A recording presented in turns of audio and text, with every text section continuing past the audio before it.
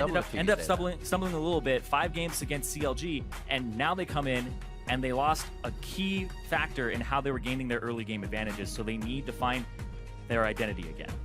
Well, we'll see what they stop Team SoloMid from bringing to the table and what they want to start to kind of shape that identity with here on this Champion Select as we start off our 3rd day here in the first week of the NA/LCS.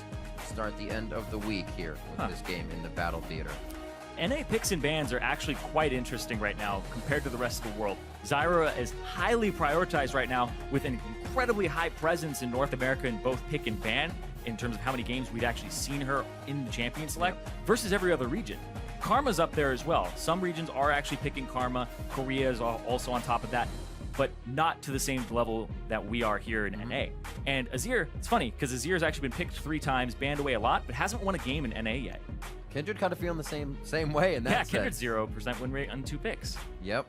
Looking at it as well, Mark was kind of talking about the mini metas that are showing up in each game or how it's kind of flexing between the teams. And when TSM took on CLG, Azir actually wasn't even anything. Yeah. They played in that. Now comes back with these teams. So we're seeing actually a decent amount of things open here. Echo, Swain, Maokai, Vladimir.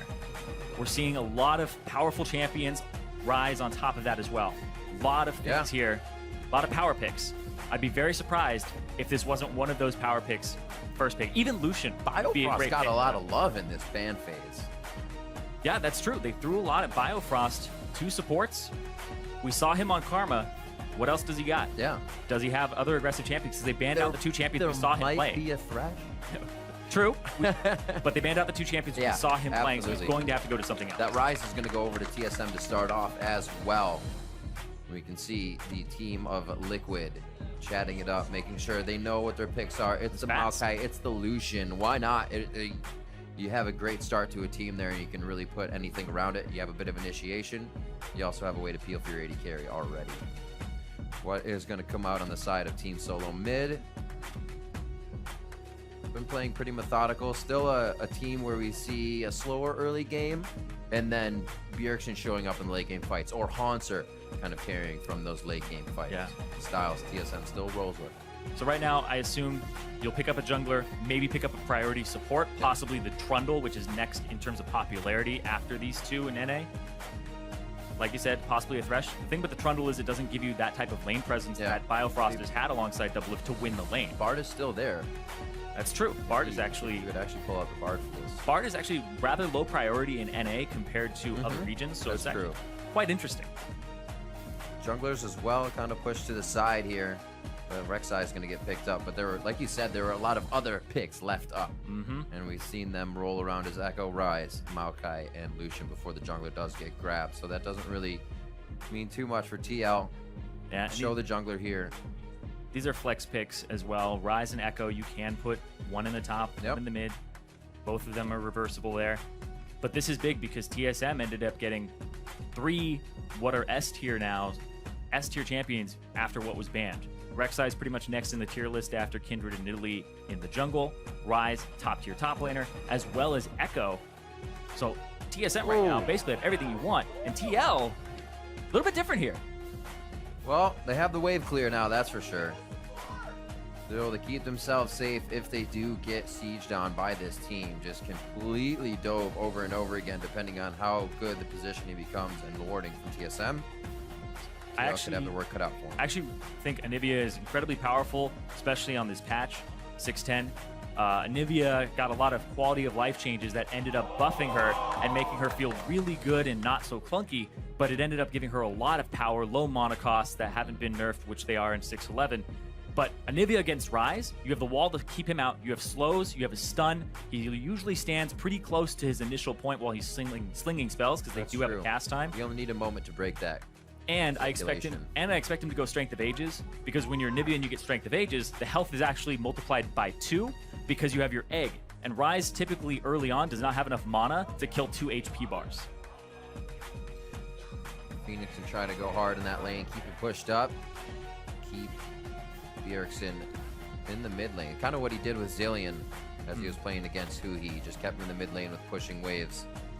Bard could go over to Matt's side, one of his strongest, kind of a spot that a lot of people would maybe look towards now that TL, you know, falters in the beginning, he was somebody who started to really bring TL back when they were faltering in the spring split. He's going to go with Soraka, though, with that Bard being up. They feel like it's a bit more advantageous here throughout this composition. Yeah, and it was always a package deal as well. You talk about Matt getting them back in. Him and Dardoch were the shot callers of TLA that came over to the TL squad, and they controlled the early game and objective both together.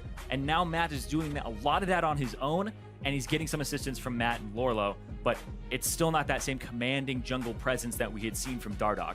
And I want to talk about TSM's last 2 picks here, the Sivir and the Nami, because you would actually think that they would pick Caitlyn here against the Lucian, just have that long range, and Caitlyn Nami is an incredible bully lane. But when they saw the Anivia come out, they immediately said, we need some movement speed for Ryze and also Echo to get on this Anivia and stick on this Anivia. So it was a pick, not just for the lane, but for the team. Nami as well, always a great pickup for the in or the out. The oops actually lets you use Tidal Wave to back up here. A lot of engage and disengage here. Speed on speed. You put your team in that Tidal Wave, and they're going to zip as well.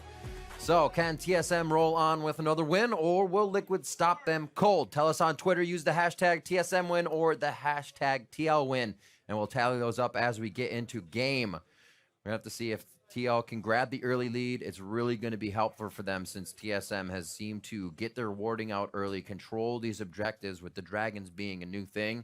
TSM kind of goes back to a team that understands the worth of those and has really been locking them down. We are just about to get on to the Rift, our final day here of week 1, and we're going to start off in the battle arena, the intimate battle arena. Thank you all for joining us here in this nice close setting. We're going to be on the Rift. It's TSM versus Team Liquid. We'll see who takes this game 1 of a best-of-3 series. And looking at how the compositions will want to actually execute in the mid-late game, TSM, movement speed, engage, a little bit of disengage as well, but this is a team that wants to run you down, strike swiftly, run past the Maokai, get to these carries, and kill them as fast as possible. The Anivia, Phoenix, he'll have a little bit of a wrench in that with his egg, but then you go over to TL side, and everybody's running TP. Double TP for both sides, so split pushing 1-3-1 is a possibility, but this is a team fighting comp. They want a 5v5. They want a 5v5 and have that structure of Maokai in front, have the Anivia long range, and then have the Lucian mid-range with the heals from Matt coming out. So both teams kind of want to fight here, but Hanser does have a split push advantage for TSM. They want a 5v5, but do they want a 2v2? It looks like Piglet is still walking down on the bottom lane, so we are going to get it. Yeah, TSM's team is actually very interesting because they can run straight at your front, but they can also flank. All these champions are actually quite suited to that, so there's a lot of global presence here as I continue to look at that. One more thing on top of all this, though, is I want to see how the double TP works out for TL, because Lorlo recently, and even near the end of the split, his TPs were not really on point, and Lorlo usually has somebody communicating with him where the TP is going to be coming down. Matt is usually the guy to do that, but I want to see what happens, because Moon typically doesn't respond too well to jungle pressure, and as we have seen Svenskeren kind of grow in the playoffs and grow during the start of the season, he is always in the enemy jungle. He pushes up, Bjergsen pushes up, they invade. I want to see how Moon responds if that ends up being the strategy here for TSM. So we'll keep an eye on that, and as well in this bot lane here for our featured matchup, Doublelift versus Piglet. And the harass is going to come out very strong in the beginning. Little ebb and flow back and forth as Biofrost gets his attacks in. Doublelift kind of threading in some autos of his own, and they're going for a pretty hard push on this one to get their 2 and make sure they have dominance in the lane. Yeah, there's going to be a lot of attention on Biofrost from a community standpoint as well, because every time TSM brings on a new member or Doublelift gets a new support, everybody is basically putting him under the microscope. Like, how good is this guy? Biofrost was not that spectacular in Challenger on the Dream Team, but he ended up kind of coming into his own, and he's really actually quite good at the bully style, so he fits the style of the team and what they're going for. It kind of reminds me of Adrian. Adrian was named 10Q back in Challenger, and he was not that great of a player, actually. He was missing a lot of Morgana bindings, etc. And now when he's on Immortals, and all he has to do is really play a certain style around Wild Turtle, he doesn't have to go for, you know, the Leona plays that he did on TIP and be aggressive. That's very true. Kind of wonder where those went, but yeah, the style has completely changed for him. Biofrost seems to have that confidence of the team behind him, so he can almost go with the style he came in with. untempered. The team will follow. If you make a mistake, we'll be right there behind you. Exactly. And that's kind of what TSM has spoken about. If you do this and your lane is not on the same page, your support ends up dying because your AD carry is trying to CS and standing back. A little love there onto Lorlo. He got a good twisted advance, but Hanzo was able to get the 3 proc down and show him just how much it actually hurts to go at the early Echo. No real lead in either lane. No crazy jungle pressure going off with the 2v2s here. We may see some action soon. Ping's going up. It looks like Svenskeren is just going to try to get some scuttled. 25-19. The early level 2 is paid off here a little bit for TSM. Doesn't look like they're able to use it as it just gets pushed under and Matt keeps sustaining up. Oh. They saw that. He's like, maybe I didn't want to walk on it. Yeah, you don't. A lot of the times you don't because it gives away your position. Right. But Rek'Sai now going across the jungle systems Yeah. there and counter jungling, and he's also behind Lorlo right now. It's actually quite a bit of knowledge for Concert gets Svenskeren. to land a W. It could stun Lorlo, and it could be a pickup here as Svenskeren comes in for this first game. This is all a series of events that Lorlo should have known. The twisted of events that Svenskeren was definitely the right choice in the flash. He gets out safely, but when your jungler shows bottom and you know you have no vision, pushing up kind of towards the river, very, very risky. They'll have the teleport to get back to lane as bot lane once again duking it out. Piglet and Doublelift going toe-to-toe, come out of that with the same amount of HP, and it's Piglet going hard, forces the heal out of Doublelift once he gets Relentless Pursuit up, and at that low HP, Lucian can afford to do that. Exactly. That was a very back-and-forth fight, but the fact that Biofrost missed his bubble was crucial, because if it had landed, it could have possibly blown a flash if it was on point, or if it had landed, it was just going to be an incredible amount of damage, and TL would have had to back off because they weren't able to return theirs. Piglet, knowing his boundaries, knowing he would have gotten the auto attacks off first with Doublelift's low health. And now coming up on 6 minutes. I think we're getting the match we wanted out of this bottom lane. Yeah, Usually but here comes Moon from behind. Very, very safe. It's going to be a gank in this bot lane. The bubble is low. He's going to either choose to heal or bubble on this. Biofrost is low. The kill from Piglet goes over to Doublelift for first blood. And Biofrost flashes in this instant, thinking he could save himself, but unfortunately goes down in the same instance. 2-0 now for TL. All right. Lorlo gets ignited down, a little bit of minion damage. The tree gets cut up. Oh, so the TP comes through. Lorlo picks up Biofrost, and Biofrost actually flashes back under the turret, and it ends up being quite good for him. Oh, his ignite was already used. Yeah. He just got cannoned away. We'll see it again right here. Walks through, immediately silence, blows up Doublelift so he can't even flash. And then the ignite on Piglet to make him back up. And then he's hoping that he would end up dying. Piglet gets out of range. Sniper and then turret. He turns around because he wants to get his sap magic off. He's so close to getting his sap magic off. It was like half arcade. Yeah, I'm pretty sure that was going to be Arcane Smash into an auto attack that would have given him the heal. That thing's strong, man. Winions, Biofrost picking up a kill. Yeah, no assist over to Doublelift though. So that's 2 kills to Piglet with nothing for Doublelift except for that death. That, couldn't go anywhere if you were the AD carry on that end. You'd feel pretty bad trying to come back with the same amount of items, but now Piglet is going to try and stay in his face and continue to do that damage. Biofrost is going to have his work cut out for him as well to keep that sustained up. So Moon making some entrances, was seen bottom, but actually made the repeat. They know they need to actually shut down that bot lane as well. Yep. They see Svenskeren on the side, and that's actually prompting Lorlo to come through here and Phoenix to be aggressive. Wall out. Not too much damage to Bjergsen just yet as things aren't leveled. Doesn't blow a flash, doesn't blow too much, and he's able to walk out. But Team Liquid's very active in this early game. Yeah, very active, but still ending up behind in gold just slightly because of those kills. And also the jungle pressure. You can see Svenskeren right now wasting no time, goes, checks out the entire jungle of Moon on the right side. And I've actually noticed this when I watch the replays. TSM make a lot of use of these jungle timers, but hold on. They're going to make a lot of use of this mid lane. Oh, looks like they're going to scramble Phoenix on this one. Do they have enough time? It's going to be Moon from the side. He uses everything he has to try and deter that, but Phoenix goes down. Teleports down. Wait, Moon's walking up. Why would Moon walk up? He doesn't think Bjergsen has the damage at that point or the cooldown to root him. And they immediately turn on him, and they go straight through those minions. They don't give a damn about them. That's the second time the TSM has done something like that mid lane. This is a very practiced strategy. You can tell the way that they're flanking and the timing that they have on it. Very aggressive style here from TSM. Last split, it was all about sitting back and kind of letting the game happen and then reacting. TSM are being aggressive. You're seeing that their boot camp actually meant something for this squad.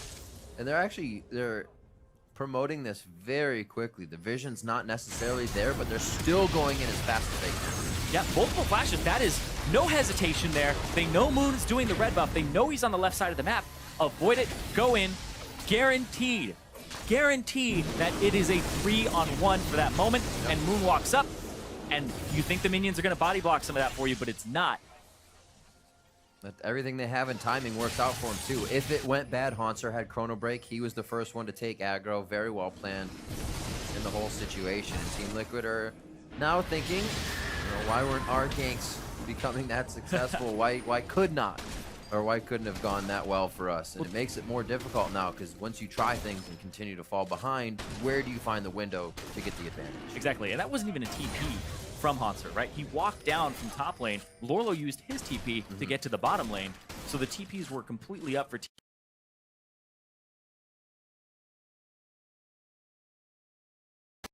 We say what can they do now, but they actually have a team that can do quite a bit later as well for Team Liquid side. So they have that time to wait for. Build up Phoenix, try and get him stronger, Lorlo into that tank status, so they can deal damage with Moon, they can deal damage with Piglet. He's actually doing quite well in that bot lane at 2-0. The CS has been evened up. The top laners 81 to 60 as Haunter, the time he's been able to pretty much leave that lane is the time he spent in mid lane there. He's been hitting the CS lead and able to roam. It's been making an impact. Oh, look at this. Moon, bottom side of the map, because he sees the jungle timer on the blue is currently yellow. So he knows that Svenskeren is going to be top side of the map right now. It's possibly makes a play.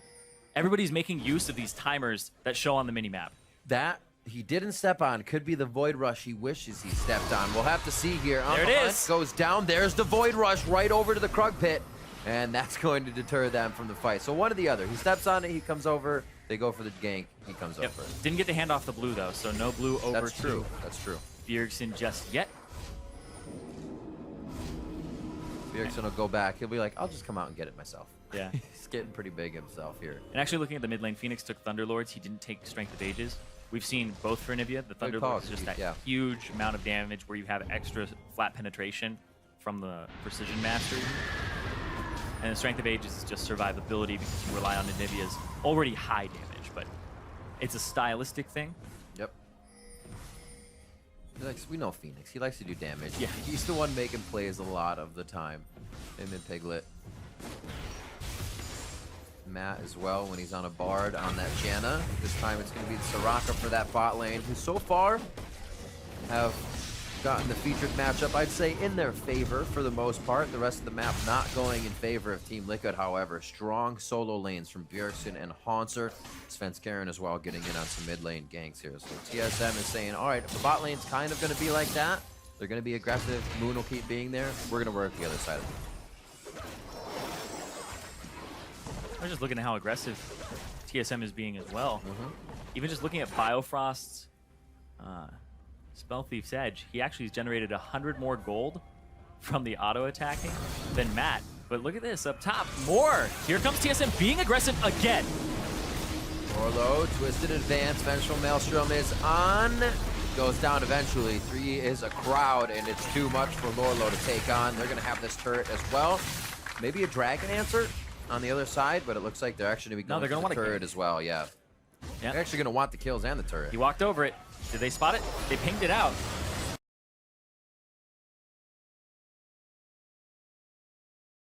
He as well is going to be from Bjergsen. He's just around Tri-Pit. If he can throw the ultimate, they can get some good AoE damage on this. A tidal wave keeps them in position. TSM has flash. Still going in on Liquid here. He flashes forward. The Rune Prison doesn't hit right away. And now they're on to Phoenix. It does not look like he'll be able to stop himself. He just gets his egg back, and they can't even use it in a fight where the team can recuperate and help him to go down for Liquid. And this is maximization of your time because he's already doing red. Svenskeren's already doing red. Moon is going to walk up. Unfortunate. There's not much more you can say about that. going up, thinking the fight was bot lane, and then my jungle's clear, I'll be all right, to do this, smite the health back. And you were so wrong. Yeah, it's a 4-on-4 for the longest time in the bot lane. Lorlo continues to channel his TP, doesn't cancel it, shows up, so he isn't on that top side, and Svenskeren the entire time is just walking into the red. And Bjergsen, if Haunter had mana, they probably would have gone past that turret, got him, and then pretty much 100%. You can see how aggressive he's been with his Dark Seal. 5 stacks on it for Haunter at the moment. Definitely a game to keep an eye on for continuously locking down advantage. See how this bottom play happens once more. TPs. Svenskeren stays top to finish off the turret, I believe. Almost gets the stun and gets the flash, but that tidal wave from Biofrost was so good. That's how they ended up continuing the fight. That's how they got the jump on the bush, or else it would have been a counter there, and it would have been able to get TL to jump. Before this ends, look at all the wards as well, up the path that Moon is going to take to red. So Svenskeren knew the whole time. He's like, oh, I'll take your red, and you'll be here in 15 seconds. I'll take that kill. He took the so turret, many wards. He stayed there. He had his Void Rush up, and instead of going down and using Rek'Sai's abilities, decides, you know, rest of you guys got this. I'm going to maximize my time, get the red, be a huge bully. And I feel like the change where you can see in Fog of War when the buff is going to spawn has been big for TSM, and they've actually been exploiting that so much. Also, seeing the level advantages here, level 11 to 9 on Lorlo. That's actually huge for second ult. 11 for Bjergsen to 10 of Phoenix as well for that second ult power. So really have a lot to work with on the side of Team SoloMid, and they're finding ways to pressure that over and over again. Here again, Svenskeren in the face of Moon, and it's even drawing Piglet out. You maybe not get the kill here, but you're being a nuisance, and you're keeping TL away from the experience, away from pushing the lanes. TSM have shown a mastery. I know it's only 3 games, but they've shown a mastery of how to do split pressure. I think the only time I can really knock him for it is game 2 against CLG, where Svenskeren checked the red buff when Bjergsen was doing his own Raptors, right? Where he got caught out and blown up. But they're showing that they've practiced this a lot, that their communication is much better than it was last split. And TSM, they're making statements pretty much every game that these are going to be as fast as they can possibly make, and they're going to try to close these games out quickly. I mean, TL came in with an idea, hoping that 2 of Biofrost would throw him off.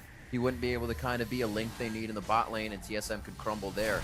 Still able to come out with the Nami, and still, while they got beat in the bot lane, focus the other side of the map. Well, they're getting Biofrost to show more, which is good, but at the same time, he seems like a well-rounded player. Yeah. When I've heard Doublelift talk about Biofrost, he has nothing but praise for this guy, and they play basically on the same wavelength. They both have the same mentality about how they want to play bottom lane, which is something that Doublelift didn't have with Yellow Stark, because it was all about the roaming with him. It was about winning the map instead of the lane. And Doublelift is like, hey, you pick Nami, you go pick Karma, pick these champions that are going to win the game for us through the lane. And that's what he's all about, is just that pressure. And with the range support meta coming up, Biofrost seems well suited to that, as TSM give Haunter another advantage in the top lane. Yeah, that's a 20-minute Herald, so he will be very happy with that. And it's going to be even harder for Lorlo to step up to him as well when that lane gets pushed up. The warding is still there. Sightstone on Svenskeren. I've been meaning to look at this. Moon has been not able to grab one, so only the Sightstone on Matt, and the wards that TSM has been able to put out make them almost look like even more all-stars, right? The plays seem seamless. Everything just continues to happen. They're kind of putting it in on the plate for themselves here. Bjergsen roaming around, and they're almost doing this freely. One person in the jungle here, one person in the jungle there. They have complete control over the jungle right now. And it's all by pressure. They understand how to advance ward lines. They understand that getting control of the jungle is crucial. I feel quite scared for this bot lane. I feel like it's going to get dove very, very soon. That's what they're saying, because they heard Rek'Sai tunnel. They didn't see him anywhere on the top side of the map for a few seconds. And they're calling Moon down right now. They're saying, you know what, something's probably going to happen here, because they're playing a little unusual. Right. Their demeanor changed for a second. If it wasn't going to happen on the siege wave, they probably know they have some room to breathe now. So hold off. Biofrost actually is going to set up a little bit here to see if they can bait somebody out. Doublelift's going to stand off by himself. It's actually a good bait, because we all know Doublelift is sometimes by himself. Yeah, picking up the farm. Svenskeren, though. Oh, Ward went over. Didn't see him, though. And there goes the tunnel, and here comes the TP and the wave! Oh, two flashes. Two flashes! Relentless pursuit already used. The bubble going past. It doesn't actually miss, but it does hit Svenskeren. A bit of speed there isn't enough for the tunnel to come back up. Oh, he's just roaming around. He's saying, you want it? I actually grabbed it. My bad. And they head out on that one.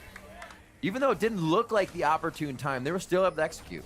Full commitment here. TSM, last split, we were criticizing them over and over again. When they group up as 5, they don't look that great because nobody is supporting each other and they're all doing their own thing. Yeah. Even there, Doublelift is healing Svenskeren to get him closer to continue to deal damage to Piglet and continue to tank the turret for him. So everybody is helping each other out here. You're seeing comes through, uses the tidal wave against the wall, and Piglet actually dashed at the same time, got both flashes, so the follow-up flash and the Sivir speed. Ignite goes down, and then the heal to get Svenskeren closer to continue tanking the turret. Oh man, comes up, takes the kill though. Oh, another fight mid lane. Here's Bjergsen actually teleporting onto a minion in that last replay to kind of help get the team past the turret. He was left out to dry in the party though, as he saw both Team Liquid members flash away. That doesn't stop them from staying in Team Liquid's jungle right now, trying to give them a whole hell of a lot of trouble. Gonna steal away blue. That is actually going to be quite hard for Phoenix as well once this late game comes up and he needs to clear all those waves. Yep, doesn't have the same type of mana regen that you did before because you don't go things like Themes. You end up having to take some damage to get mana back, and then the tier actually just reduces the cost instead of giving you a flat regen. But also, on the top side of the map, while everything was going down mid and on the right side, Lorlo was forced to blow Flash at the Baron pit because Biofrost walked up with his Eon and just kept slowing him as Doublelift and Bjergsen were closing in. So no Flash for the Maokai right now, no Twisted Advance combo, and already 8,000 gold up for TSM. And they're only getting things that help them dominate. A Mountain Drake to come out, which means once they approach these turrets, take that little bit of extra damage. It'll be their second one too. With 1 minute coming up. Of the next Dragon out. Baron is on the board, 20 minutes in. And this is one of those games that you look at the composition and you would love to just say, yeah, TL, they can stall, they scale because they have a Nivea. It's not necessarily true here. Eventually, Doublelift might invest into an Executioner's Calling and shut down Matt even more. Yeah. And Phoenix, well, there's a lot of answers to him. Bjergsen, Hanser, Svenskeren, and Doublelift's ultimate on the hunt. They'd be able to actually close that distance. So it's going to take a lot because Moon is not playing a CC jungler. If you look at this squad, all the CC is Phoenix with his wall and his stun. Little bit of a silence from Matt, right? But it's not really a hard CC That's conditional, positional. yeah. And Lorlo, just Maokai, right? You don't have a jungler that's offering CC in this. So you don't have that same type of tank wall that you normally have for an Anivia. Yeah, the tank wall to go on that is they're actually able to focus Lorlo right now. Pretty much the first one off the bat. Like you said, the second Mountain Drake here is obviously going to be in TSM's control, which gives them even more objective and turret control. It's a Mountain Drake, and our game still says has slain the dragon. What's up with that, man? Such a stickler. That's true. I still say mana. So I say mana. I know. I got you guys on that. It's good. It's a mana train. So that's the only thing I've ever contributed to the casting team. Is getting people to say mana. You said it. I'm not, I mean, I don't feel that way. 9K now. It's just increasing here as TSM continues to slowly, like, kind of bleed them out. It seems like they could take one more thing, but they want to make sure it happens 100% in their favor. They don't even want to lose a member on the side of TSM when they do something next. Hanser here obviously knows he can play it very safe while being aggressive in the bot lane. Oh yeah, Nobody can really take him down. Rift right Herald, right? He's got the glimpse of the Exactly. void, so he's able to bully out somebody who he's 2 levels up on. Already has an advantage on an offensive item, And he has it for another 14 minutes. exactly, and he has a better matchup too. And here comes Hanser straight through, roll in, actually hit the turret with it. Why not? And just continue to walk on out. Get that chip damage, do that 3-4 times, that turret's yours, and you go open up the map more.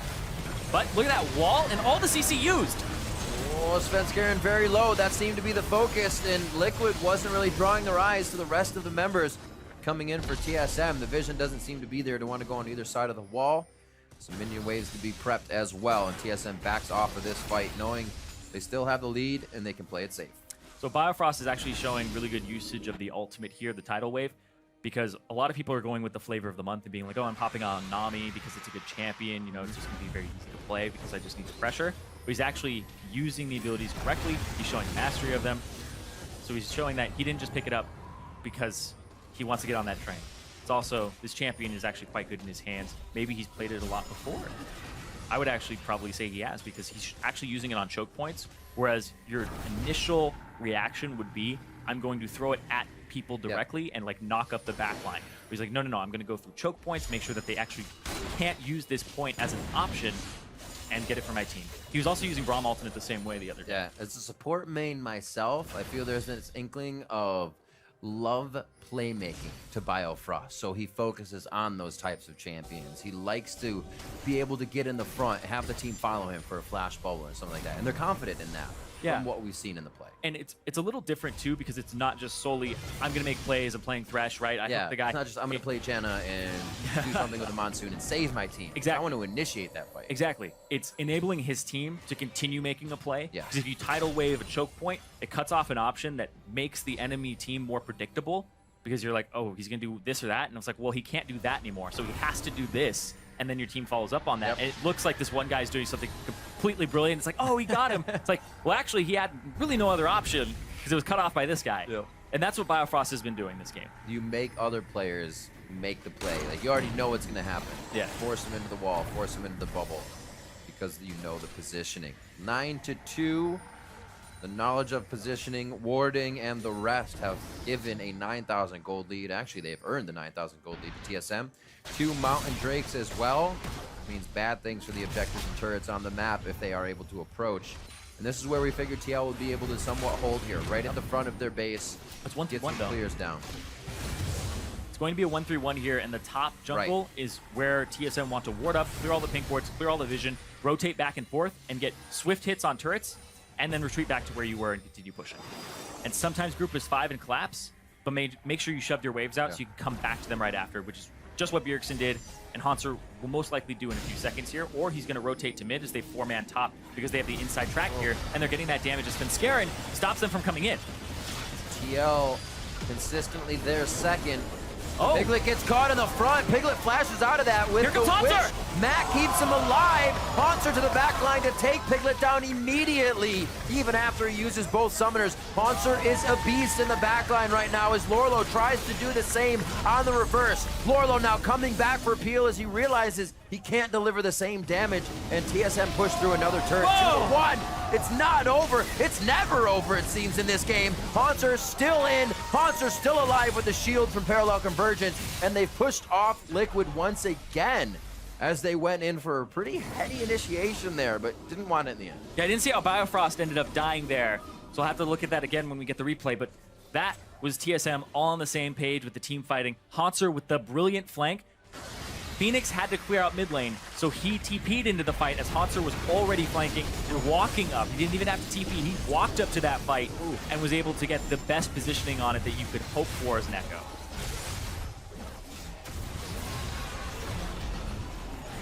Absolutely crushing that Baron down. We'll see this fight once again. Piglet throws on the Yomuzen right up front. Man, this Rise is just being utilized incredibly well. Silence comes out to try and save Piglet, but Hanser comes in, immediately menace to the backline, goes after Matt. Biofrost, okay, Biofrost does get picked up there because of the wall and because of the damage from Phoenix's turret. Follows out, and I love this from Bjergsen because Bjergsen ends up flashing forward to avoid because it grows, right? Throws it in, flashes forward so he's no longer going to be chilled throughout the entire duration to take that damage, and they jump onto Phoenix. So that flash was used by Bjergsen to reposition himself. Maybe it could have been a little more optimal, but it doesn't matter because he didn't die. Lorlo put him in Twisted Advance range, but it still doesn't matter. I think that was his idea, right? He's like, Well oh, done, you're though. not getting away. Yeah, and that's a great counterplay to Anivia because the ultimate, has that little bit of a cooldown on it when you cancel it. So he's investing a lot of mana to actually keep it out Also there. in the growth, right? You're going to place it where he was, and Yep. it's not going to grow to his feet if he flashes at you. So he kind of dodged a lot there, as well as getting super hypey. Coming up on 30 minutes now. 54,000 to 41.2. Dragon is up. The Cloud? Looking at that Cloud Dragon, yes sir. The Cloud Drake is up, and they are going to get mid if they decide to go back down. They can sweep that one up for themselves. Yep. I want to see how the AD carry matchup is going. That was our featured. Piglets at 259 to 272. Double is starting to get quite a few assists in here, and really the utility is working more than, you know, if he had the kills. If he had the kills, he'd be doing even better, but he's still Sivir. He's still giving the team what they need to. And since Bjergsen and Hanser did so well early game, they're kind of just able to provide that damage in.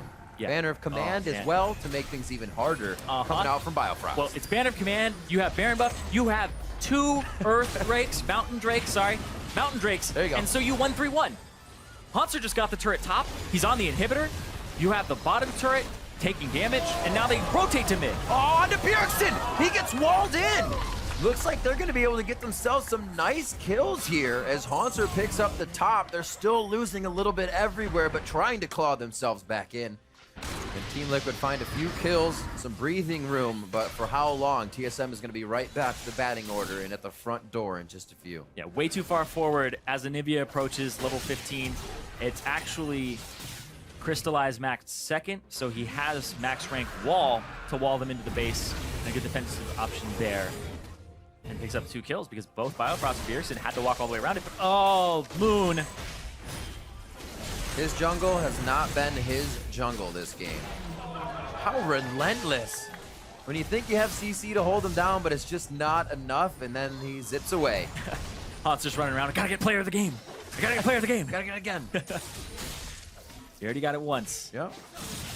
He's running around. He actually changed his Dark Seal into Majai's, sitting on 14 stacks with 208 ability power as Tank Echo. And the big thing about ability power when you're able to get it, it's this gigantic luxury because Echo is balanced around being an assassin and AP. So it actually has an incredible like 1.5 AP ratio on the shield. So his shield has gained 312 more shielding. Who knows? Because of 200 AP. Maybe he's got Huni scratching his chin. He's like, tank and damage? You can do both? What is this? Some people were talking about going Rod of Ages into tank or Rod of Ages Abyssal into tank.